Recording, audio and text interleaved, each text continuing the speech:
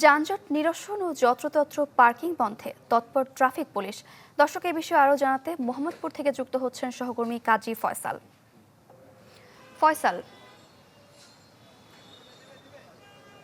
সারিকা, ডিএমপির যে ট্রাফিক বিভাগ আছে, ট্রাফিক বিভাগ আগে তো সেন্ট্রালি তারা ব্যবস্থা নিত, বিভিন্ন তৎপরতা দেখাতো। এখন একদমই বলা যায় বিভাগ ভিত্তিক, অর্থাৎ তেজগাঁ, গুলশান, এই পার্টে পার্টে বিভিন্ন ট্রাফিক ডিভিশনের সদস্যরা তারা বিভিন্ন রকমের কৌশল নিচ্ছেন যানজট নিরসনে এবং কিভাবে পার্কিং বন্ধ করা যায় সেই ব্যবস্থাই মূলত তারা নিচ্ছেন।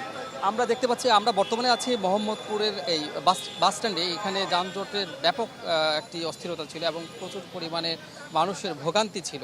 তো এই মানুষের ভোগান্তি দূর করার জন্য, পথচারীদের ভোগান্তি দূর করার জন্যই ট্রাফিক পুলিশ বিভিন্ন কৌশল হাতে নিয়েছে এবং সেই অনুযায়ী এখানে কোনো বাস, অর্থাৎ মোহাম্মদপুর বাস স্ট্যান্ডে যে সকল বাস পার্কিং করা হতো সেই বাসগুলোকে এখান থেকে সরিয়ে দেওয়া হয়েছে। এখান থেকে ঘাটারচর, অর্থাৎ কেরানীগঞ্জের ঘাটারচরে সরিয়ে দিয়েছে। সেখান থেকে মূলত বাস এসে এখানে যাত্রী তুলবে এবং নিজ নিজ গন্তব্যে ছেড়ে যাবে।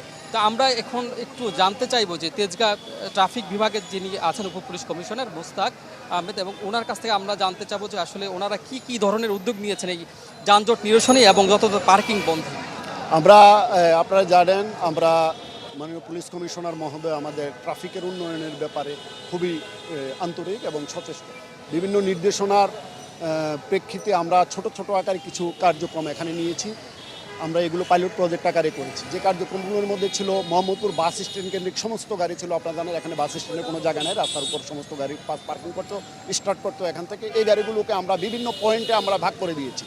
কিছু ঘাটারচর থেকে ছেড়ে আসবে, কিছু বছিলা থেকে ছেড়ে আসবে, যাতে আমাদের এই মুহূর্তে মূলত ট্রাফিক কনজেশনটা তৈরি না হয়। এমনকি কোনো ধরনের গাড়ি যাতে আনঅথরাইজ কোনো ইন্টারসেকশন দিয়ে ঘুরতে না পারে, তার জন্য আমরা বিশেষ ব্যবস্থা নিয়েছি। ধন্যবাদ মোস্তাক আপনাকে। আসলে আপনি জানতে পারলেন যে এখানে যে শুধুমাত্র বাস বা পরিবহনগুলো বিরুদ্ধে তারা ট্রাফিক ব্যবস্থা নিয়েছে তা না। এখান থেকে মোহাম্মদপুর বাস স্ট্যান্ডে যতগুলো ফুটপাতে অর্থাৎ অবৈধ দোকানপাট ছিল সেগুলো তারা সরিয়ে দিয়েছে এবং এখান থেকে বেশ কিছু অটো রিক্সাও চলাচল করতো, সেগুলো তারা সরিয়ে দিয়েছে বলে আমাদেরকে জানিয়েছে। ফয়সাল, ধন্যবাদ আপনাকে। দর্শক, যানজট নিরসন ও যত্রতত্র পার্কিং বন্ধে কাজ করছে ট্রাফিক পুলিশ। এ বিষয়ে জানাতে যুক্ত হয়েছিলেন সহকর্মী কাজী ফয়সাল।